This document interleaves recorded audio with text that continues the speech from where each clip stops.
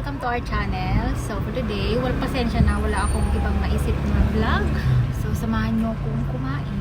So today is lunchtime and nandito po ako sa shop. Please don't mind na ganyan ang background ko. Kahit anong ayos ko po, ganyan na po talaga yan. Kasi masikip lang po yung space ko dito. So I'm having my lemon water. Tapos ang baon ko ay pinagawa ko sa kapatid ko na fresh cucumber, onion, and green and red chili mixed with 1/4 cup of rice. Ayan, dahil tayo konting kanin lang. Ayan, napakasarap. And then, meron tayong 1-piece chicken, tinolang manok with papaya. So, hello everyone! So today is lunchtime.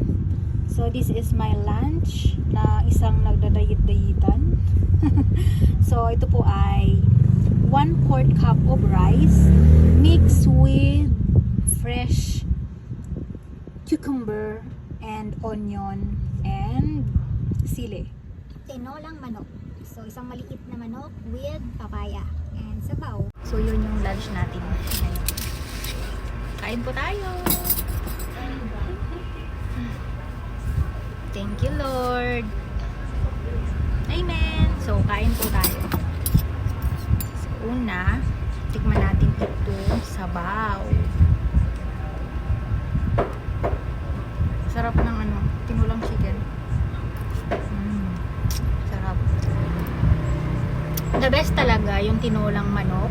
Ang halo ay papaya. Unlike sa sayote.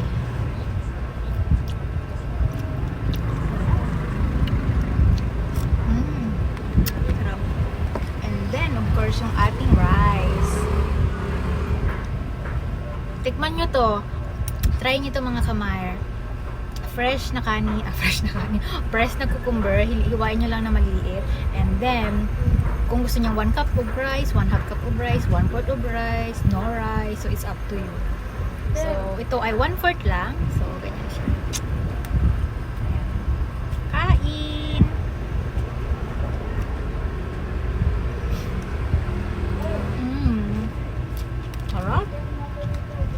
Ang hang!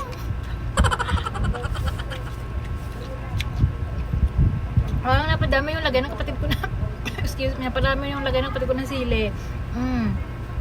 Sarap. Minsan, ang hinahalo ko dito, pag hindi fresh na cucumber, minsan half-cook na cabbage, pechay, ayan. Ano ba mga hinahalo ko dito? Pero the best yung cucumber. Sarap. Kaso ang anghang. Napaka-crunchy nung cucumber. Sarap. Try nyo na. Yan. Siguro kahit araw-araw akong kumain ito, hindi ako magsasawa. Lalo kung may halo itong chicken. Alam mo yung chicken na inihaw or inoven or pinirito, tapos punit-punitin mo, tapos halo mo dito. Kaya kung may tao sila ba? Sarap. Ang hang. Daming sili nilagay ng kapatid ko. Sili.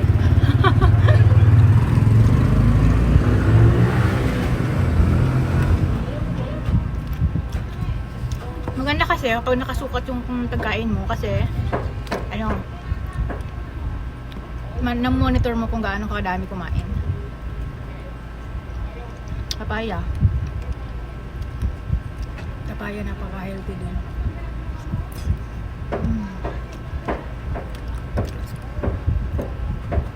Kain po.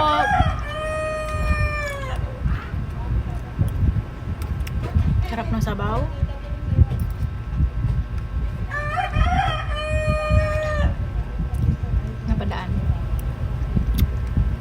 Kaya sa mga gustong dyan, mag-diet, huwag niyong biglain yung sarili nyo. Mag-start kayo sa yung kinakaunting niyo yung kinakain nyo. Hindi naman yung super counting. At least alam mo yung sarili mo na road to diet.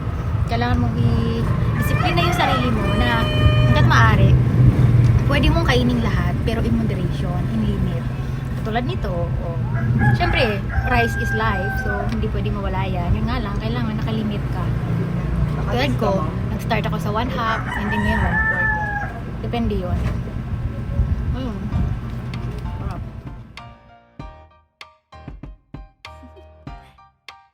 Do you want to know? Well, I've been thinking about you, and I think I have to listen, because the sun is up, it's a beautiful day.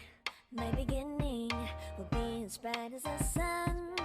Come, won't you come along? And it feels so right, it's like luck is raining on me. Go and follow your heart, doesn't matter how far.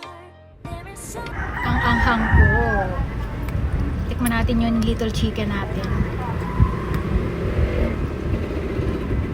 Ayan.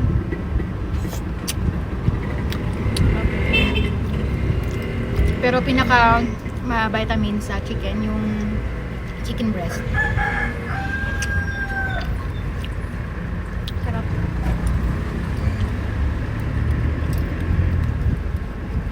Pasensya na kung nagutom kayo,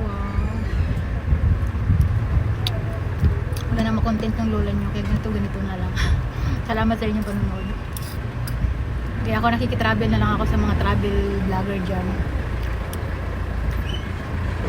Tsaka pag may tindahan ka nga, kahit may chance kang mag-travel, manghihinayang ka na, nagiging kuripot ka na. Kasi iniisip mo na sayang yung kita, di ba? Kaya ako mag-travel, ma'am, dapat nakaplan. Hindi yung maura-ura daan like before, maisipan lalarga alis. Hindi na. Di ba sabi nila kapag sarili mo yung little business mo, anytime hawak mo yung oras mo. Totoo naman. Pero minsan, kat hawak ko yung oras ko, nanghihinayang ako mag-day off. Sayang. Kaya yun. Nagawa ko na lang, minsan maaga akong umuwi para at least nakapag-day off ako. Pero yung fully day off, nanghihinayang ako. Ewan ko lang sa iba, hindi lahat pare-parehos ng mindset. Sarap. Try niyo po ito, ha. So ayan everyone, I think that's it my vlog. Ayan, konti na lang maubos ko na to and kaya ko na to. So thank you for watching and see you on my next vlog. Pasensya na, nagutom po kayo. So hindi ko pa nga naubos, busog na ako kasi isang buong cucumber to at isang buong onion, kaya medyo madami siya. So yeah, yung manok naubos ko na, sabaw na lang to. So yeah, thank you everyone for watching and see you on my next vlog. Bye bye!